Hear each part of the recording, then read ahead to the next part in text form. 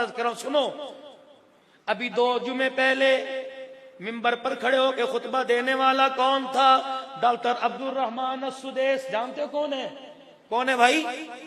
کعبے کا امام، امام کعبہ، اماموں کا امام، حرم کمیٹی کا نگران.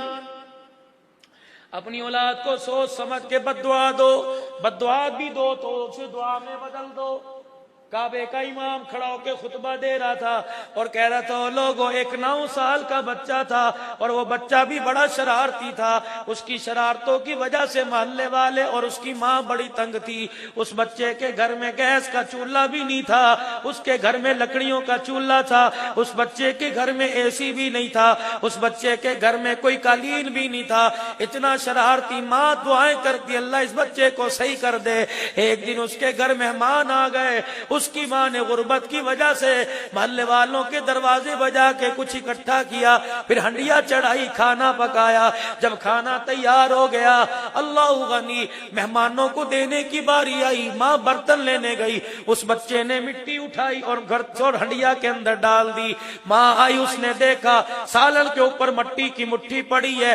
کس نے کی؟ اشارہ کر کے اس بچے نے کہا میں نے کی. اس وقت ماں کا کیا حال ہوگا؟ مہمان آئے ہیں، عزت کا جنازہ نکلے گا.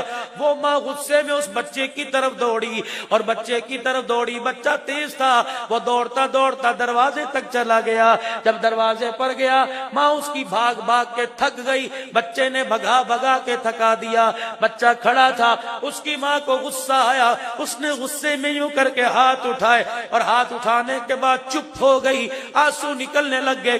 اس طرح کر کے غصہ پینے لگ گئی. پھر اس نے بددعا دینا چاہی، وہ بددعا دعا بنا کے دے دی. کہنے لگی تنگ تو نے بڑا کیا، اگر ایک اشارہ کروں برباد ہو جائے گا، لیکن میں اشارہ بربادی کا نہیں کرتی، اشارہ تیری سلامتی خیر کا کرتی ہوں. جا اللہ تجھے کعبے کا امام بنا دے. اللہ اکبر کا اتنی بات کی. ڈاکٹر صاحب پھوٹ پھوٹ کے رونے لگے، فرمان لگے او لوگو تمہیں پتا وہ بچہ کون تھا؟ آج حرم کے منبر پر جو کھڑا یہ بچہ عبد الرحمن السدیس تھا. ہاتھ اٹھے، کہاں سے کہاں پہنچا دیا.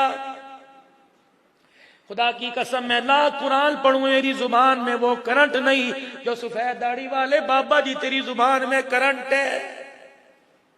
F-16 طیارے کی اتنی پرواز نہیں جتنے تیری زبان کے بولوں کی پرواز ہے. کبھی تیری اولاد بے شک نہ فرمان ہو، پی جا. ماں باپ کا کام تو عیب چھپانا ہوتا ہے، پی نہیں ہوتا ہے. بابا جی پی جایا کرو. یقین جان آج اپنے بچوں کے دکھوں پہ پردے ڈال دے، اللہ قبر کی زندگی سکھوالی عطا فرمائے گا. بزرگوں اولاد کے لیے باہر جا کے 20-20 کلو کی تگاریاں اٹھا کے 10-10 منزلہ چڑھنے والوں، خدا کے واسطے یہ کام کرتے ہو، اس کے ساتھ ہاتھ اٹھا کر دعا بھی کر دیا کرو. نکلتے تو تیری زبان سے 2 جملے ہیں، طاقت ان میں اتنی ہے کہ سیدھے عرش کے ساتھ جا کے ٹکرا جاتے ہیں.